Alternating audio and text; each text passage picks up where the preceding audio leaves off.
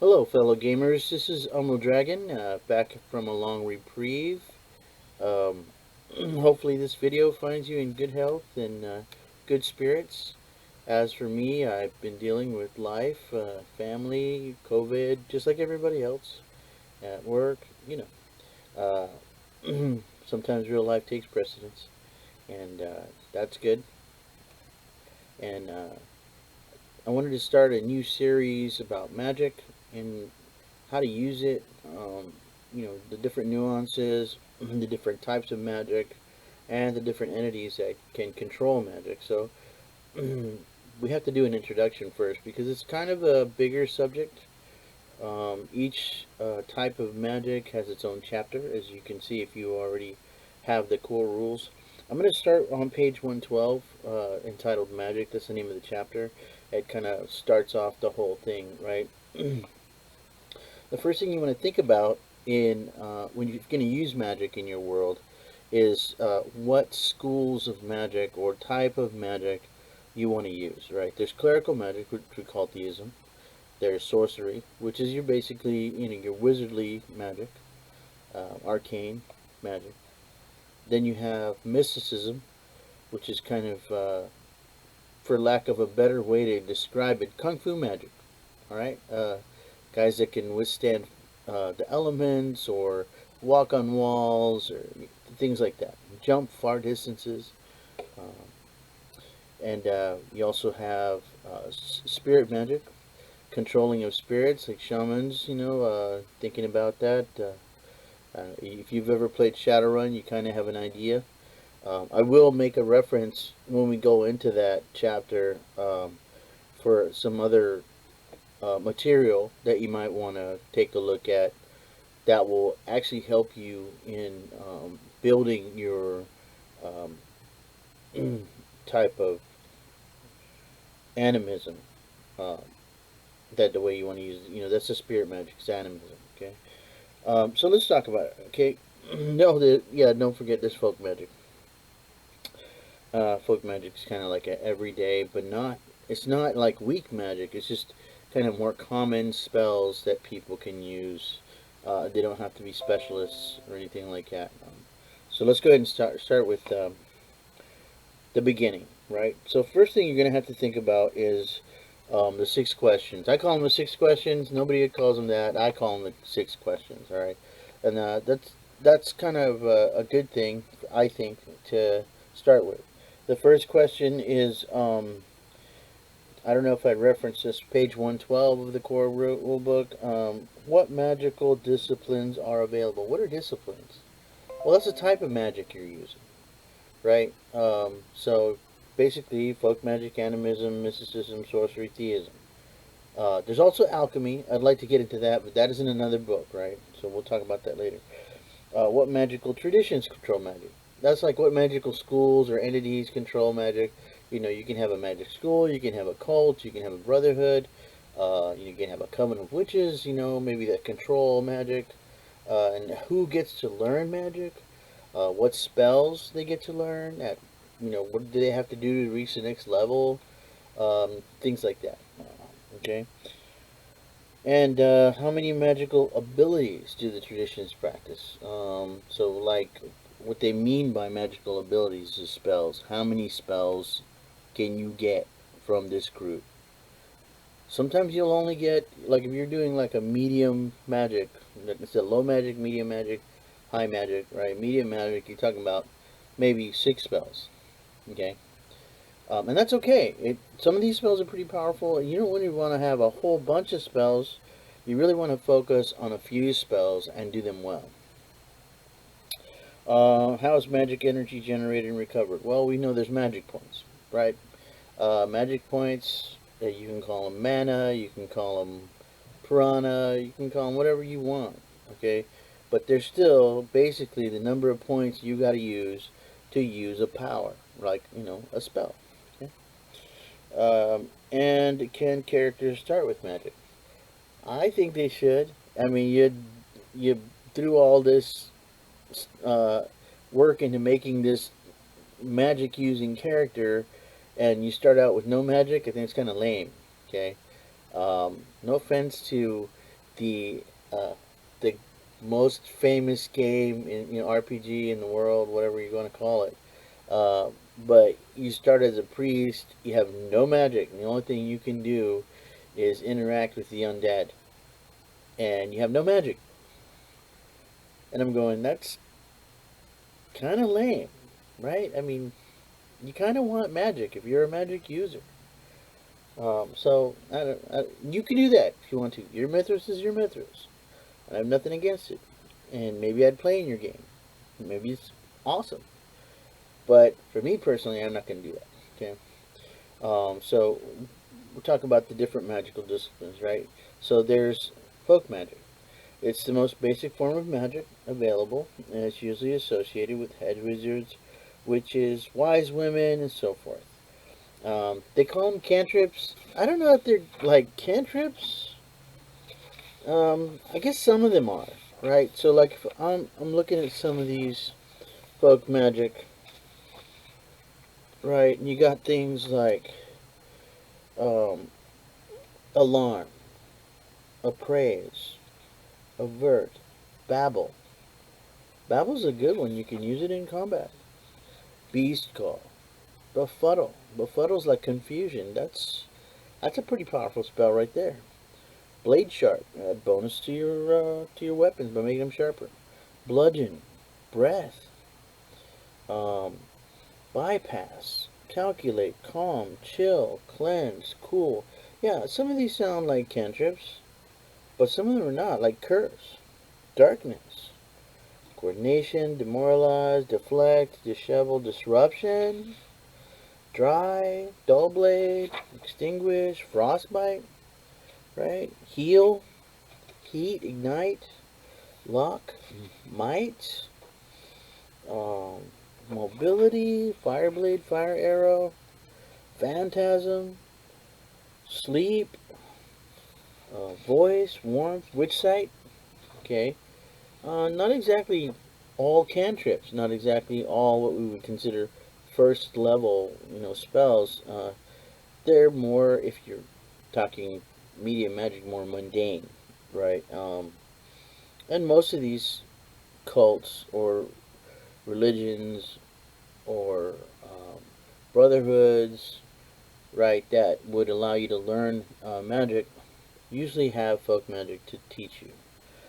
Animism is higher magical discipline. It's the practice of dealing with the spirit world and spirits that are bound to the mortal realms, right? So you're using fetishes to cast magic because you got bound spirits in there that owe you favors, right? So then you use them and their powers to cast magic or magical abilities. Maybe you have like a lion spirit trapped and you use the lion claws, right? Maybe you good at unarmed combat and you're using lion claws as a spell from the spirit who gives you that ability to use these giant lion claws and wreak havoc. Okay.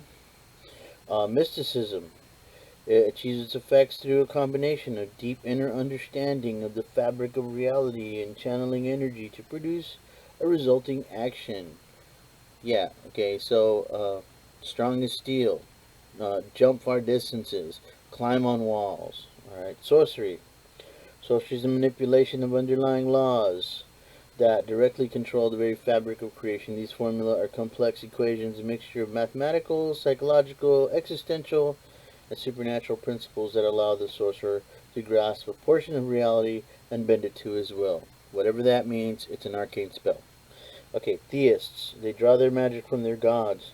Through worship and devotion, those that dedicate themselves to a deity channel those powers in the form of miracles and thus gain the ability to work similar effects in the mundane world.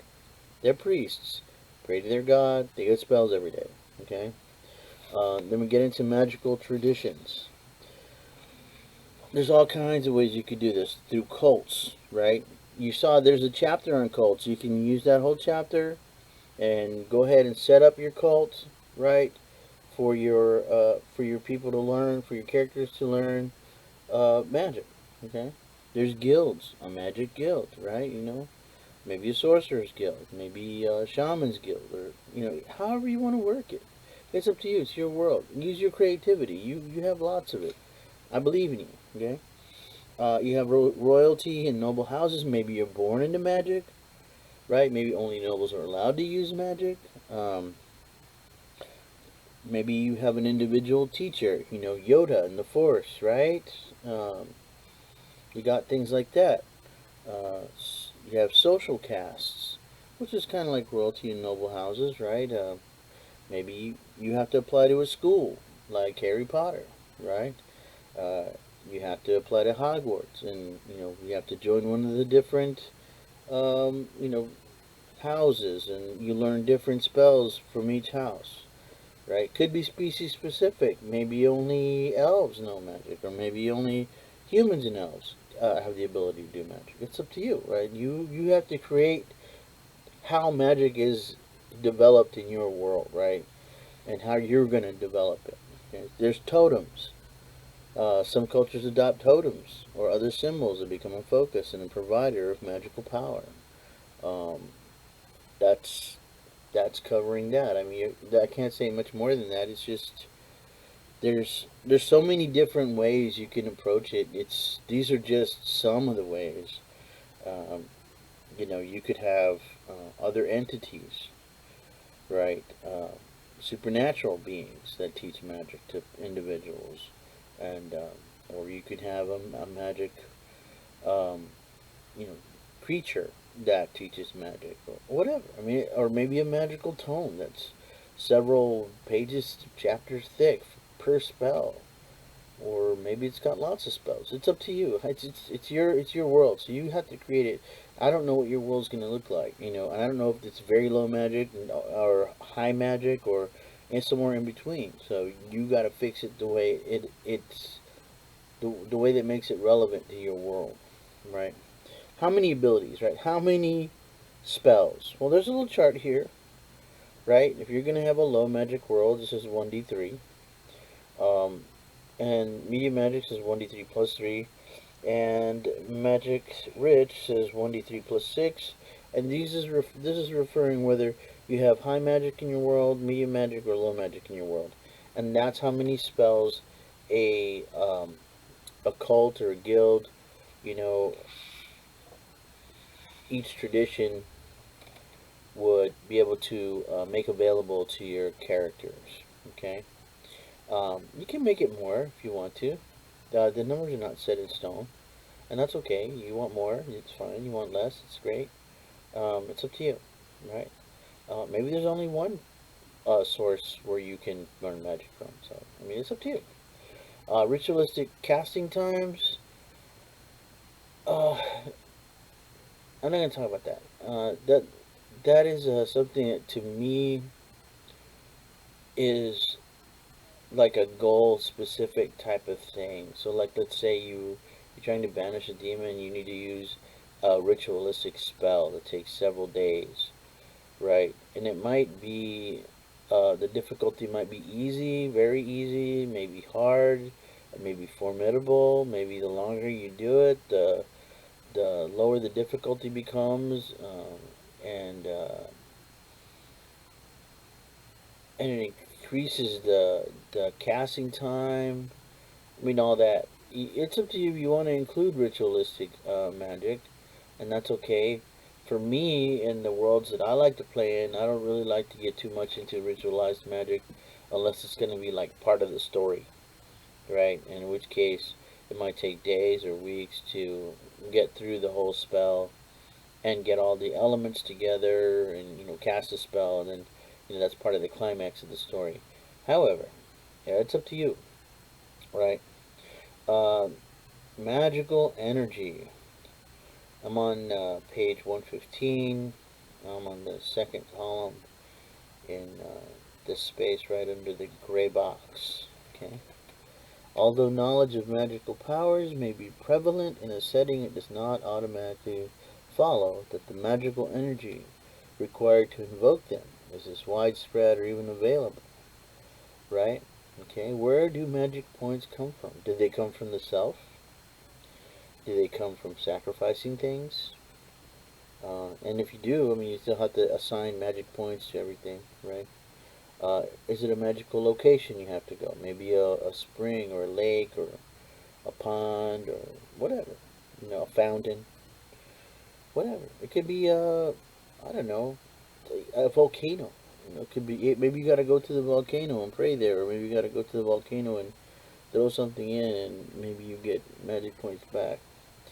Um, Destruction of inanimate objects, consumption of substances, veneration, right? Worship. Okay. Characters must have access to the source of their magical energy to be able to regain expended magic points. That makes sense, right? You got to be able to heal up your magic points, regain your magic points after you spend them, right? Okay. Now, in some places, right, it says right here, magic points per hour, right? Good for magic-rich campaigns. That's on page 117. One magic point per day is good for medium magic campaigns. And one magic point per week is good for low magic campaigns. It's up to you how quickly they return. You can do one per day, one per hour, one per week. It's up to you. Faster or slower. You determine that, but here's a good guidelines, right? I like to do the one magic point per day. And let's see, running out of magic points. I like to use the fatigue and then hit points. Some people like the unconsciousness. Maybe you got to keep making willpower checks, endurance checks or die. Kind of tragic. I don't know that I'd use that, but some people might. Maybe you might. Maybe you like that. Okay. Um, Becoming a magician. I'm on page 118 now. Does a gift need to be nurtured during childhood? How extraordinary is a gift? Does possession of the gift grant instant access? Are those that bear the gift persecuted? And if formal training is unavailable, can magicians teach themselves? Do cults and brotherhoods and so on restrict access to it? Is membership restricted to a certain social class? How far is magic taught by the culture the character belongs to? Okay, those are good questions. Fair enough. I think important questions. I think you should answer them. Okay? Learning new abilities, right? Learning new spells, abilities, spells. Got it? Experience point roll, time costs. You can trade this many experience points per spell learned, and this is the amount of time it takes to learn it. That's what this little experience roll and time cost table is about. Okay? Learning new traditions. Can you learn different types of magic? A new tradition uses nothing prevents a character from joining a new tradition, right? Sorry, tradition is a cult. It's not a discipline. Okay, so learning new traditions. So going to a different cult or a different guild is possible as long as they're teaching you the same type of magic, right? As long as they're teaching sorcery and you started with sorcery, you can go learn more sorcery. Does that make sense? If you're doing mysticism, you can go to another cult or brotherhood and learn other types of other spells that have to do with mysticism. As long as it's within the mysticism realm, you can keep going to different um, cults or brotherhoods. Same thing with sorcery, right? Same thing with theism. Same thing with animism. You can keep going as long as you learning within the same category, right? Um, you can also create a new tradition if you want to. You can create your own cult, your own brotherhood, your own school of magic.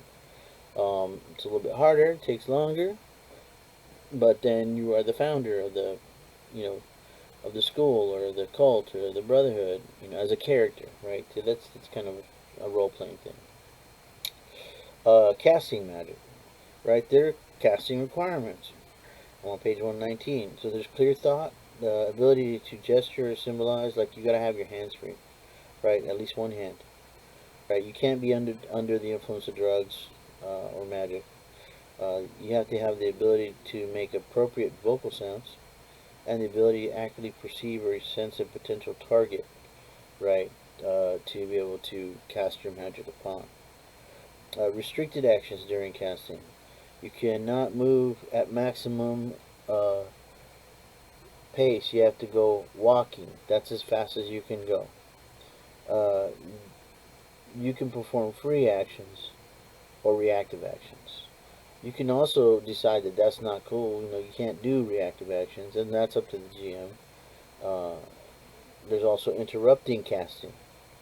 Right, you can stop somebody from casting a spell. Minor wounds.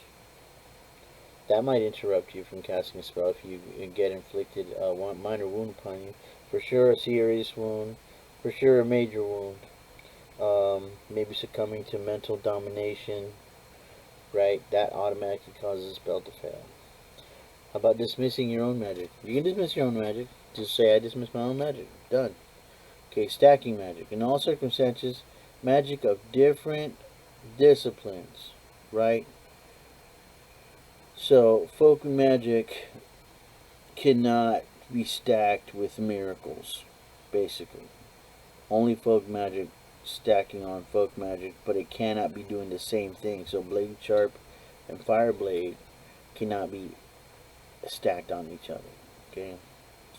In situations where two incompatible spells are in simultaneous existence, the magic with the greater intensity takes precedence, suppressing or subsuming the lesser magic where both are of equal intensity.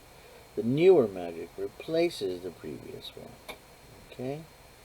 We'll talk about magnitude and intensity a little bit later. Magnitude and intensity are two terms of describing the potency of magic. Magnitude is used to see how difficult it is to dispel the magic, where intensity reflects the level of effect.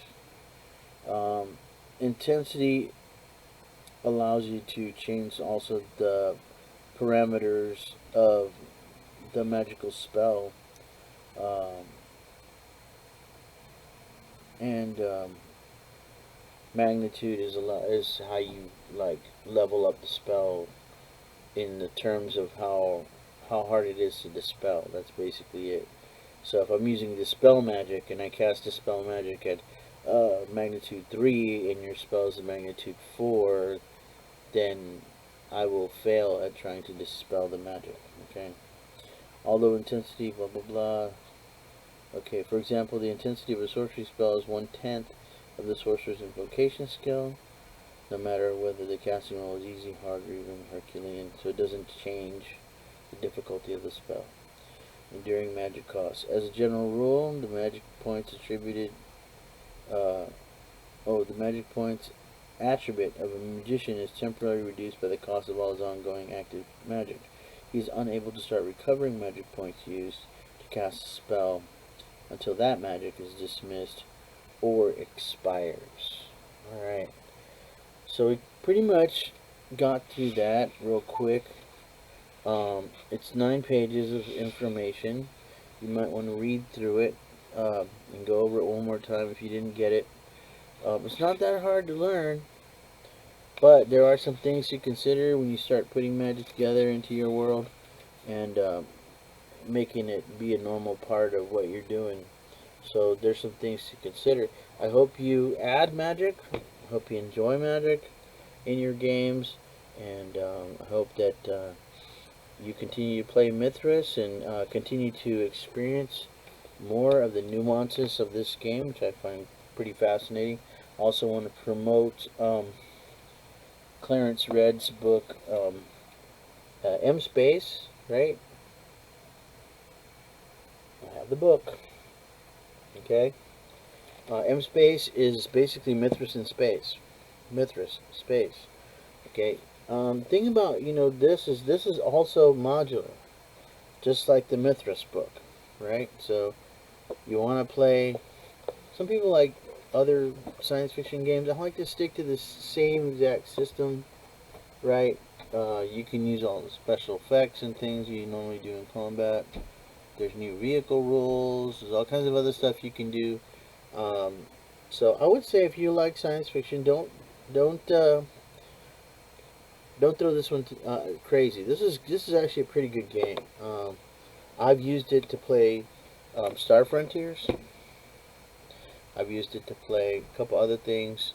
and even created some of my own stuff, settings with it, and it is really nice. It flows just as well as the traditional Mythras, and I would just ask you to consider it. So next we should be talking about folk magic, and that should be part 2 of the magic series, and hopefully I will be doing that next week. And I hope you guys enjoy yourselves and enjoy your gaming. Thanks for watching.